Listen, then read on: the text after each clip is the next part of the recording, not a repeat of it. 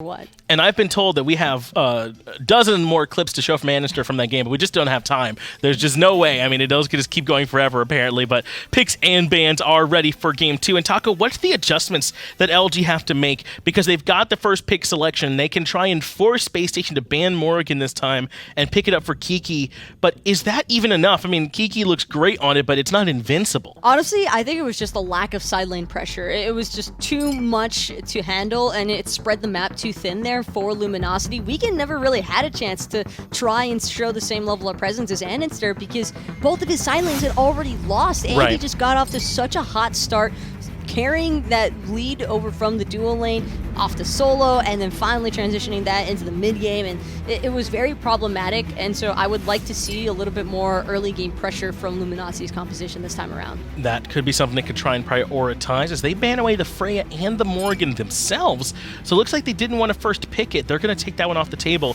That means Ratatoskr and Naja have both been banned away by Spacestation Gaming. A bit of an eye toward that jungle role, perhaps Weekend in particular, trying to limit his options. But it does mean Athena is still available, and that's being prioritized over the Baron even, and over Chernobog.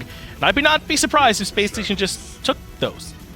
Oh, there's Chernobog already locked in place there for you, Finch. And good call. Baron shortly after, so no real surprises here on this one. Luminosity, they knew what they were sacrificing for this Athena pick, but still wanting to prioritize. I think that this is going to be headed for NotGeno to pilot, but not a hard guarantee just yet.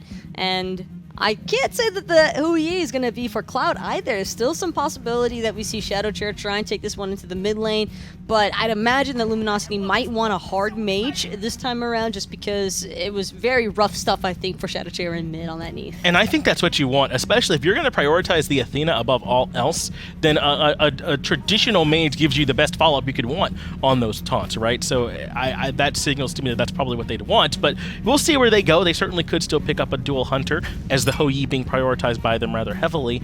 Daji gonna round out those first few picks for Spacestation Gaming, and that's with Serket still on the table, I believe. They just want this Daji. I really like this Daji pickup here because it poses an instantaneous threat towards the Hou, and if this is for Clout, then Duo is gonna have to be incredibly careful there for Luminosity. We already saw Andy choosing to gank at level 3.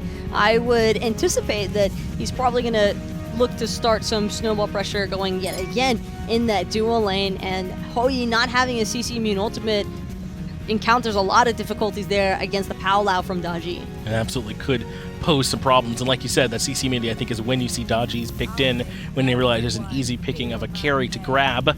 They're going to add a Medusa to that, so it will be the double hunter with the Chernobog already on the board. Looks like LG recognized it. They banned away the On Her and the Artemis, but it does mean the Kukulkan coming out for ShadowChair. We don't get to see this one too often. We hardly ever get to see Kuku, if at all, and not really since MLC took his departure. So we got hi-rez top damage here at the studios now, but you know. Doing top damage in playtest now, rough. but all jokes aside, the Kukulkan, I like it for the follow-up from the Athena. There's that big burst mage ultimate that you're kind of trying to keep an eye out for. Absolutely. And the Odin selection here as well from Luminosity. This is a pretty hot choice. I like this because there's no one from Space Station that can reasonably get out of this without having to expend an ultimate. It does make it a little bit more difficult for them. Kuzenbo comes in and could be quite disruptive within that cage, but Kukulkan certainly can still contribute from outside of it. But who do you think's going to win this game? Vote for us in the poll. Give us your thoughts here. Can LG turn this around with the Kukulkan, or have SG just drafted too much pressure? It feels like a whole lot of pressure from Space Station, but it's all about making sure that they can transition that into the team fights, because it doesn't really matter how strong your laning phases go if you're not able to keep that consistency throughout the main fighting stages. Well, let's see if they can capitalize on that. Space Station up against LG. Game 2 about to get underway. Let's get it back over to Hindu and Toli. Thank you so much, Desk. And we got some really interesting picks here. I love the Odin pick for Kiki because nobody can get out of the ring barring andinster. That's a nice little one. And then not just that, though, that ShadowChair Kukulkan is definitely an interest. Especially with the Odin cage just dropping the tornadoes there every single time. I think the double ultimates from Weekend and ShadowChair need to be on the mark if LG are hoping to win this game. Now, the damage is certainly there, but the execution needs to be the setup. Completely agree. And I'm a little bit worried about the Kuzenbo versus Kukulkan because after being in that match myself as a Kukulkan, You can one-shot yourself. I've had it happen to me. It's not a fun experience, but you can kill yourself at certain stages if you're not aware. Specifically if Aquarius does go for Thorns. The Reflect is going to be annoying to handle, and ShadowChair has the beads, doesn't have the Aegis, so if he's a little too low and Aquarius is right around that corner, will not have any opportunity to continue fighting. Weaken, though, I think needs to start playing setup crew. We talked about how in the last game what LG needed to do differently to win the game, and that was applying pressure onto Venenu, and I think Mercury Kukulkan can definitely do that. So the cameraman highlight over the Warriors Blessings. We don't see too many Warriors Blessings just lately with the changes to it, but in this matchup, you're going to see enough trades to get those stacks online, I'd say, Tolly. I think so. I think the stacking wouldn't be too difficult to do, especially when you're the Kukulkan, when you drop a tornado and then you walk away and farming any other direction. And at the same time, Venenu goes for the Transcendence stacking, trying to match the power. So in the dual lane then, 2 for 2 in terms of levels, as Clout gets poked out a little bit more after BaRRaCCuDDa.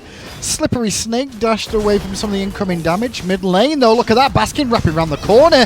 In the mid, looking potentially for Weaken, who's only at level 2. Doesn't end up getting rooted there by Venenu, but it's good damage. I don't know why I mentioned Baskin. It's because I'm so used to Spacestation gaming having That's Baskin. True. Baskin getting traded to E United, where Venenu now coming for Spacestation gaming, and I think they're so similar in the player aspect. So I'm not surprised that you got confused. Honestly, I think I face palm then. I'm not gonna lie. I'm like, wait, I said Baskin. Hang on, Baskin's not been here for almost 2 weeks. Their god pools are very similar. Their play styles are definitely similar. So I think at the end of the day, it was more of a chemistry thing, and I think it's working out for both teams. Despite United winning in week number 1 in that United versus Spacestation matchup, there's still plenty more Smite in the fall split. Definitely. Now, Kiki on the Odin, we've seen him time and time again. He's one of the premier solo lane Odin players, I'd say. He's more than happy to play for his team, and against this comp, Tolly, it's really solid because everyone's going to get trapped inside. No real escapes from the hunters, so to speak of. Maybe Venenu in the mid lane with the living nightmare available for him. But I think the ring placement, if they can get to teamfight stage here, LG have got a real shot in this one. And Spacestation didn't start with a Phantom, so as long as Kiki can start rotating before these level 12s occur and getting those Phantoms to counteract that cage, I think that Luminosity could find some easy picks. JeffHindla going to get picked in the jungle potentially here. There's a lovely ton and a lovely leap in too. Well, no heals in time there for JeffHindla on the Baron, and Clout claims first blood for LG. ShadowChair in the mid lane though, out of mana here, just trying to be a little bit greedy hanging around for the next wave of experience. Should ding him up to level 5. There is a silver lining though, when your support falls, that allows the hunter to get all that solo experience for himself. So BaRRaCCuDDa going to get that Petrify sooner rather than later. It's a good point. We'll see how that works out at the moment though. He's only level 3 dual lane for LG, level 4 as it stands now, as they're going to be handed off the red buff to Clout there to continue this pressure in the dual lane. BaRRaCCuDDa even freezing the wave on the left-hand side, trying to make sure that he catches up and denies Clout in the remainder of the wave. Going for the red buff into the purple buff is Luminosity. So I'm looking now at what we can choose to do this game, because I'm expecting it's going to be a lot of ganks towards duo with these lane ganks and sonic booms potentially. Because if you look at the solo lane, you're not going to find too many ganks against a Kuzenbo. And mid lane, well, Venenu's going to have the shadow jump into the wall. Not only that, the living nightmare to jump away if need be. I guess a lot of pressure will be dual lane. I think so. I think the global pressure from Weaken can definitely be applied there, but not the way Spacestation Gaming are positioning themselves. I don't think Weaken's interested in diving that tier 1 tower. And if andinster is going to try to play the same way he did in game number 1, I don't think it's going to work this time around, considering that Weaken can ulti from so far away. It's more difficult to predict where the gank will occur. Didn't mention it yet, but the Sunder for Geno this game as well, or not Geno, whichever you want to put it, will make an impact. We've seen it on a couple of Athena players now and again, and it can make an impact against tankier targets like the Kuzenbo, to be fair, to bring them down and burst them heavier. And now that's coming back up off of cooldown, I think we may see some more aggression again. And with some of the changes in the previous patches, the cooldown got buffed, going from about 140 seconds to I believe about 100, 110 seconds. Allows you to spam it a little bit more frequently, look for some of these mid to late game exchanges. So at the moment, Spacestation just hanging back a little bit. Although Aquarius isn't, he is playing Kuzenbo, as he's going to get trapped in the ring now. Opportunity presents itself because Athena's here too, as he got the Sunder available, not been used, wasn't even needed, but in comes Venenu and andinster. Double pull coming out already. Dodgy on andinster is able to find the 1 kill. Can they find a second one? They're a little bit low, and Weakens on the collapse with ShadowChair. This could be a good little fight then for LG as ShadowChair takes down andinster. Venenu jumps in the wall. but he's going to juke out the ultimate in time and get a kill onto Geno. Guess one, not the second though. Weekend with the fast hands brings him down. LG now with the pretty substantial lead. Very close to finding Weekend, but a 3 for 2 at the end of the day as both Aquarius and andinster revive. And that was close to an escape for Aquarius. He actually uses that watery grave, knocking a Weekend away. So Geno's Defender of Olympus ultimate didn't actually connect for the damage. So it took a little bit of a longer time to find that kill and allowing to find the return kill onto Kiki. Yeah, mistake really there was Aquarius just being a little bit aggressive against an Odin Mercury combo when you can't really escape, I'd say there. He was looking to invade the blue. He had support coming. It was just a little bit late. The thing was he had his back turned also, so Weekend just coming from the backside got a really quick special delivery. BaRRaCCuDDa could be getting set up here for a gank here. Geno going to dash in, but BaRRa sniffed it out in time as the minions gave him some vision there, so no gank potential onto the Hunter from Spacestation Gaming for now. ShadowChair just trying to farm up best he can. BaRRa's seen it all. He's been ganked 1,000 times over and over again, so he's always having in the back of his mind, it's like, all right, what are my threats and how can I prevent them and deal with them? And that's what makes him such an elite hunter, to avoid those sticky situations. Survival is definitely the most important thing in Smite that a lot of people don't really realize, because everyone wants to be 5 HP and make the outplays, you know? It's part of the fun of the game, I guess. It's important to know when you have lethal and the playmaking opportunities, but it's more competitively important to know how to avoid the lethals. It's more to do with the respect of the enemy having lethal. That's the issue that a lot of players have, and I know that's my tendency too, of, you know what, they may have lethal, but I'm still not going to respect that. I still want to keep trying to fight. And that's the beauty of Smite, that despite all the damage you take, you can deal just as much. And that's the beauty behind the composition from LG between the Mercury and the Kukulkan.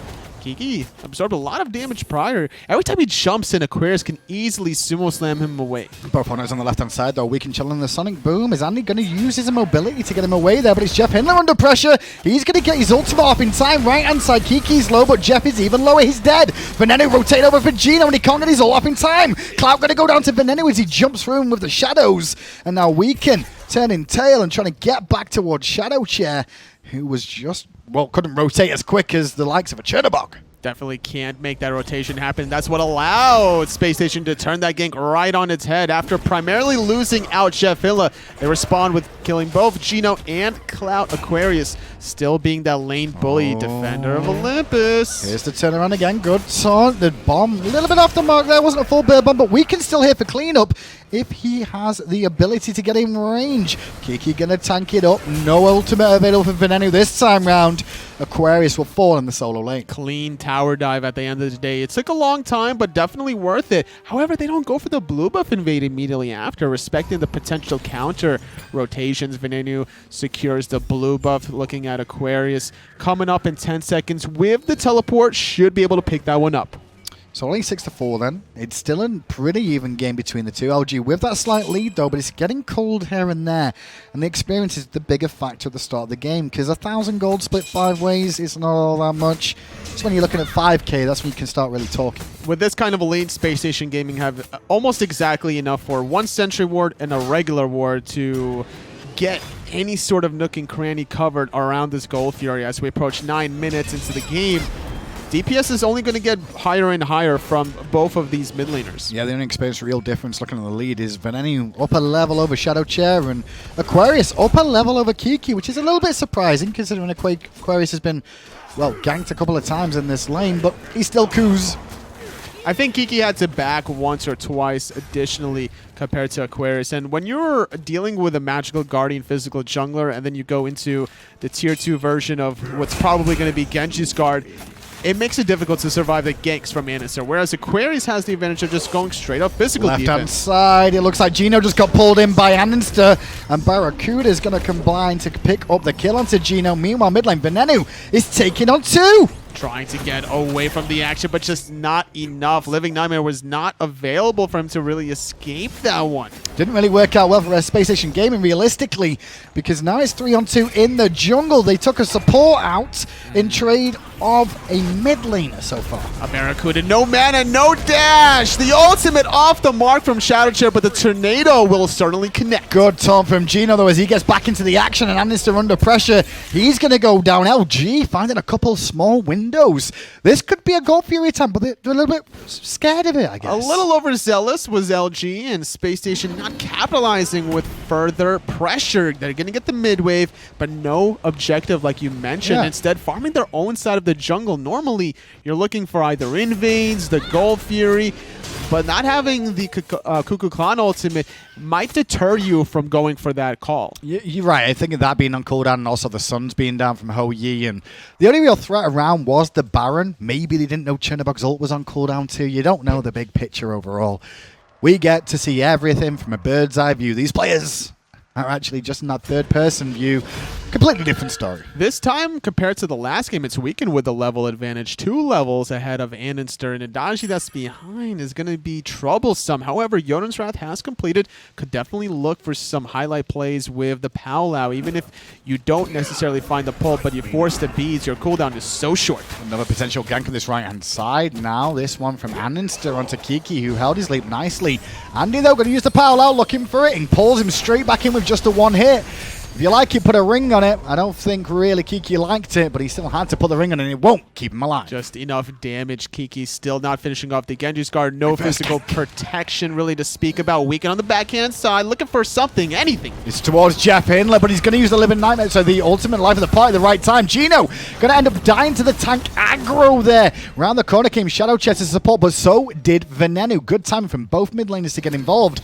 LG, though, looking to turn tail after losing Geno. JeffHindla was doing such a good job using his CC immune ultimate to prevent the Sonic Boom and catching out Geno as a result, overstaying his welcome under the tier 1 tower. Sovereignty is all fine and dandy, but a level 9 Athena is still a level 9 Athena, and you can't survive the tower for too long. Oh, but the Gold Fury is being done by Spacestation Gaming now, and I don't think LG are aware of it. No one's even going around to check. Now ShadowChair and Clout turn up, but at the same time, the klaxon sounds to let you know it's already down. Tornado out from ShadowChair, but he won't be able to get a kill. Oh, Weekend trying to lead the charge with Defender of Olympus. JeffHindla does get hit. ShadowChair's ultimate does connect onto Venenu, so at least LG respond with the kill, but lapse of judgment, giving up a Gold Fury when you have a Kukulkan ultimate to contest. When LG had a 3-for-1, they don't go for the Gold Fury. Spacestation Gaming, they only find one pick and they immediately go for the objective. Now this team as well, obviously, they've gone through roster changes too, and ShadowChair now joining this team. There's going to be some adjustments from this game looking back where they're like, hey, we should have done gold there. But I do like the fact that they took the Pyromancer and they're taking on one of the best teams in North America now. And trading blows is what I'd say here. Very, very true. And I'm still looking back at historical matchups between spring and summer where Spacestation Gaming won each and every single one of these games, just always having some sort of way to get LG's number. And at the moment, I mean, LG still has the lead. They lose the Gold Fury, they get the Pyro, which, well, let's be honest, Pyro not worth as much as a Gold Fury, but it still shows that they are in the lead in this game. Only difference is when we start to get to the mid-game here, totally with how this is looking, does Spacestation get stronger? I'd say both do. I think both do, but I think that LG get a better end of that deal. Mercury in particular should be able to out-DPS literally everyone in the game. But the thing that you have to consider is Spacestation have a double hunter composition. Both Chernobog for Venenu, Medusa for BaRRaCCuDDa could out-DPS Weekend. If he ever dives the backline with the Sonic Boom, both those hunters turn on him and just annihilate Weekend. Speaking of Weekend as well, now has that Rage picked up, so Crit is online for the Mercury, and that's when you start to see him look for those all-in trades, those boxing matches with the Fists of Doom. Andy getting a little bit aggressive in the jungle on this right-hand side now, as Aquarius still doing a good job in that solo lane. He's got a 2-level lead as beads were consumed by ShadowChair. That is so unfortunate. And there was no real follow-up, but ShadowChair didn't really understand or know that. Aquarius, though, in a world of pain. And he will end up falling down potentially, but he's going to sumo slam towards his team. Still alive is Aquarius. He's going to get a big old heal too, thanks to the help of JeffHindla. Life of the party and the Pylo combined. Venenu turns up. Clean up crew Isle solo lane. And Aquarius survives. What a play. JeffHindla just in the nick of time gets the heal off with his abilities, allowing Spacestation Gaming to find a 2-for-0. BaRRaCCuDDa slowing ShadowChair. He doesn't have beats, but using his awareness to take care of Clout in the back. One of the classics there is a bit of a rope-a-dope. They look like they're going for ShadowChair, so he runs away, and it's Clout instead that ends up paying the price. Now Spacestation Gaming getting a burst of speed here. Getting the tier 2 tower on this right-hand side. Geno can't stop this. Meanwhile, 2 other members are going to take a tier 1. LG had the lead the first 14 minutes of the game, but you give Space Station Gaming an inch, they're going to take a mile. And that's exactly what they're doing now. Blue buff also going down, speed buff stripped away. Big old swing in the gold standings, and that tier 2 in the mid lane looked up for a second, but with no minions there. Look at that dip. 8k, 7k experience that quick, totally? That's a huge one, I think. Oof. Getting all that experience after the team fights, because your experience of a death increases as the game progresses, as you're a higher level. So that last team fight really started to escalate the situation, as LG now have to play defensively. When other maps opened up too, it means that we will see a little bit more grouping from all players in the game. No one's really going to just sit in lane and farm now without towers being up. So Kiki making some rotations now around the map a little bit more, so same will be for Aquarius, and obviously the Juro lane too. The biggest experience lead is actually between BaRRaCCuDDa and Clout, level 15 versus 13. The Medusa has so much ability damage, but goes for the Ichavile build, where we see sometimes Medusas being run in the mid lane and trying to go for the Transcendence Rush. I think it was actually in the very last set that we saw the Medusa being played. It was a wonderful performance securing those Gold Furies. Big Sonic Booming clapped on by Weaken in the mid lane there. Just keep an eye on that mid lane minimap, just in case he does try and fire down the way. And talking about Medusa a little bit more, we see her now and again, but she got a little bit more of a, a buff recently with the Viper shots, and that seems to have brought her back, just allowing her to do an additional shot here or there as she scales it up. Has made a bit more of an impact with this little hunter. Going from 3 shots to 4 shots. It has so much burst potential, especially after the lacerate. And knowing BaRRaCCuDDa, he's very patient with that. Andinster, no patience, blinking in, using the beads to keep diving. And the Powwow up in the sky. Clout has the beads away, but the knock can be said for Geno. He's got no beads, he's got no life. He fired the Sunder before the end of the day. And now the grouping of 4 is still on this left-hand side, but Weaken is here. Looking for the Sonic Boom, trying to line it up. Venenu is the target. Beats finally being used, but absorbed into the wall. Venenu goes. Like the idea of Venenu just hugging the wall there too, because he knows that's where his lifeline's going to be. Uses the beads immediately, jumps in the wall, avoids the ultimate ShadowChair. On the right-hand side of things, too, Aquarius was just proxying a Phoenix out of the Phoenix line a minute ago. I'm surprised Geno didn't use his ultimate during the Powwow, trying to avoid that CC. And it's going to be Kiki going in, forcing the Phantom from Space Station Gaming. Gold Fury leashed away very low. Oh, but it got reset and pulled again. Venenu decides to have a little feel of it for a second, but then he's going to jump back out. Perfect. Bit of a dance between the two, but andinster definitely pokes out here.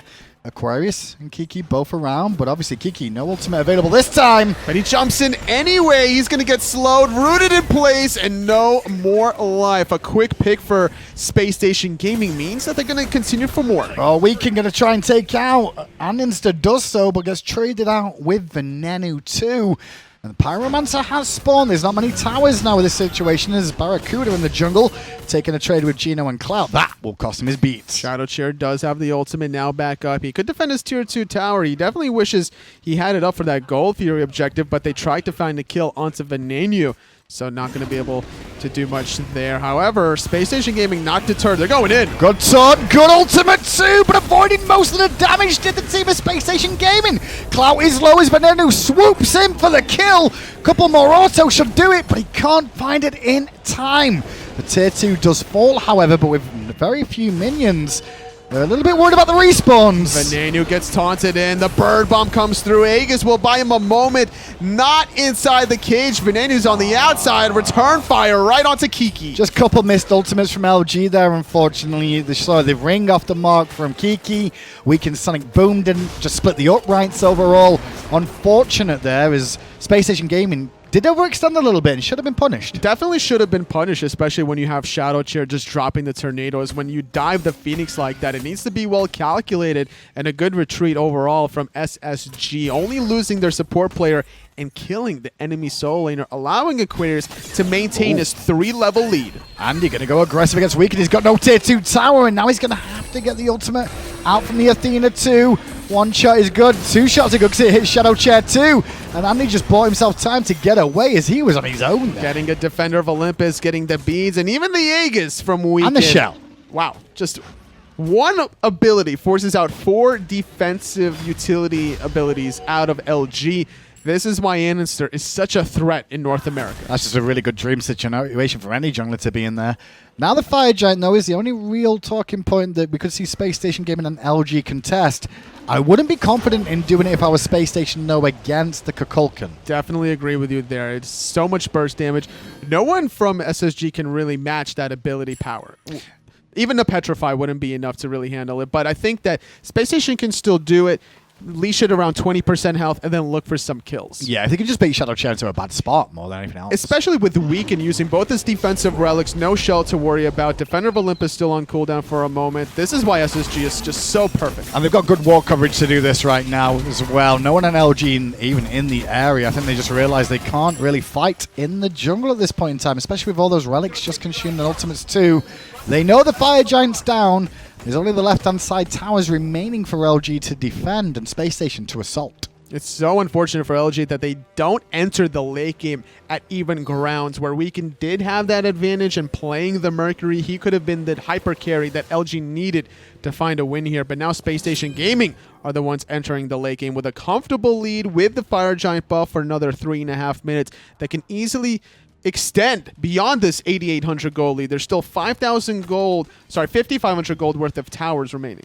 I have noticed in Season 5, though, I mean, we're in the full split totally, but 15-minute mark, that's where the game is more decided than anything else in this game of things. That 15-minute fight that generally happens that results in a gold fury, the swings are monumental, where you can just really get into a good, comfortable position and you realize what the state of the game is going to be. Are we on defense this game? Are we on offense this game? We don't know until around the 15-minute mark most of the time. Well, LG can certainly play defense here, knowing that Kukulkan on ShadowChair could look for some easy tornadoes, and Spacestation have to completely leave that circle, go left and right, dissect the team fight one way or the other, and that could allow a great sonic boom for Weaken. However, I'm looking at Spacestation's comp and having Aquarius in the front line, it means they can backdoor. They don't necessarily need the minions so much.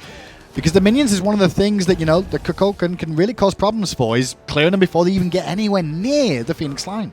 It's very true. LG trying to deal with a 3-2 split in the mid lane. It's going to be Aquarius and andinster. Double A's kind of just waiting around the corner. And there's a tornado just showing exactly what it will do. So it's making it a bit trickier for Spacestation. Means Aquarius and Andy dancing around the mid lane, trying to split the difference a little bit.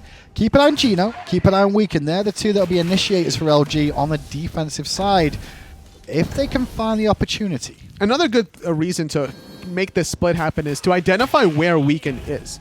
By having Aquarius there, it's like, all right, here, Weaken's in the mid lane, so just watch out for that diagonal sonic boom. Well, Agnes is going to get aggressive towards Weaken. Weaken had his beads up and they were used immediately. Geno ults as well. ShadowChair getting very low. Book of the Dead shield came up big. Big sonic boom comes through, but Aquarius solos down ShadowChair thanks to the reflect damage. Venenu overextended a bit too far, however. BaRRaCCuDDa taking out Weaken. Left side Phoenix does crumble. andinster with another kill. 3 dead Luminosity members. Jumping back in the fountain is Clout. I don't know how they defend this one, Hindu. I think Spacestation Gaming walk away with a clean 2-0. You know, it's just the dual lane remaining, like you said, and I don't think they can do it alone. Aquarius can tank for half a year at this tower line. Now as Geno tries to get involved, but dashes away. Andy bleeds out Clout, getting the Aegis too. And LG, for the first 15 minutes, they showed that they're in the North American SPL. And then for the remaining 7 minutes, Spacestation Gaming kind of showed that they're at the top. It was just the objective control. LG hesitated to go for the Gold Fury, and it cost them. Spacestation Gaming, all they needed was one pick, just the one. They forced the Gold Fury. LG was just not in position to really contest that. When you have ShadowChair playing Kukulkan, and you're not in position to defend those Gold Furies, it leaves more to be desired out of this team. Definitely a real divide opening up then in North America, in my opinion. Top 3, bottom 3 kind of showing their faces a little bit more so. Now, who do you guys think deserves MVP for that game? I think maybe JeffHindla actually making the rotations in the solo lane, saving Aquarius' life that one time, being able to use Life of the Party under his own tier 1 tower that found the kill onto Geno and stayed alive against Weaken, shows his mechanical skill where he's more known for his setup. Oh, it was also Kuzenbo, living for days. But it's up to you guys at home to choose that. Let's get it over to Finch and Taco to break down game 2 and move on to set 3. Thank you, Hindu and Totally. Finch and Taco here to break down what just happened on LG versus Spacestation set. Because for me, what I just saw was LG kind of get the rough end of the stick. LG, they started off really strong, actually, in Game 2 in comparison to how Game 1 ended up shaping out for them. But Game 2, you really felt like Luminosity had a solid fighting chance there. At the start, yes. They were clashing head-on, more than happy to take up a lot of those early initiations from Space Station, and some of them even going in their favor pretty heavily. But I'm with Anatoly on this one. It was just a lack of objective control out of Luminosity. I don't think they were really able to get in position in time to properly utilize that Odin cage as far as zoning measures were concerned, also just to try and create a little bit more separation between the members of Space Station, and they definitely had a lot of trouble trying to figure out what to do with Venenu. But for what it's worth, Taco, I think that the connection between Weekend and ShadowChair actually looked pretty good in Game 2, especially towards the beginning of it. ShadowChair seemed very comfortable in the Kukulkan. He was able to follow up off those sonic booms in some nice ways. He would get some ultimates in, and then Weekend would get those last few hits necessary to get the win. So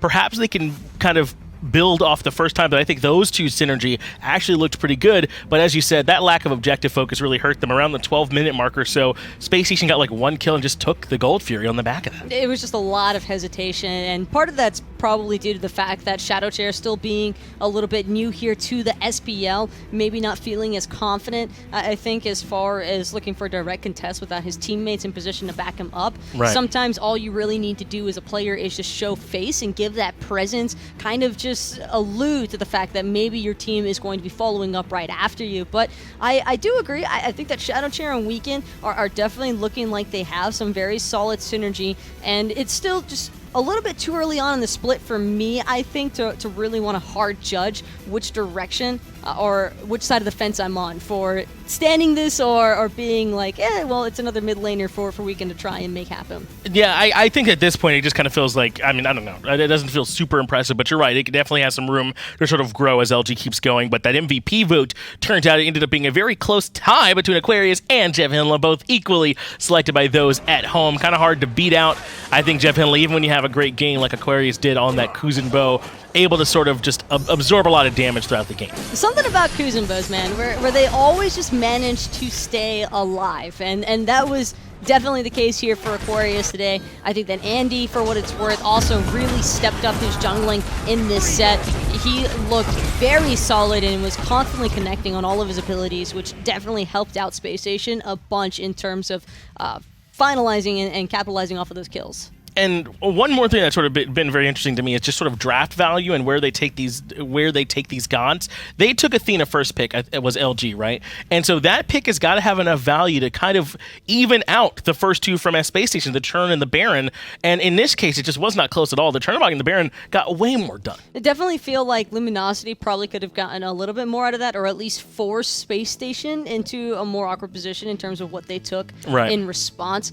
But looking at it from Luminosity's standpoint, I think that was also just a really difficult choice to make, because you want the Athena there for Geno. You know that you're having to sacrifice a Baron and a Chernobog, undoubtedly. Right. Those two picks are just so highly valued right now that it's hard to believe that any team wouldn't want to respond with those two. I think that Luminosity just thought that they would be able to establish enough control, especially after they rounded things off with that Odin draft and no members from Space Station having any solid escapes.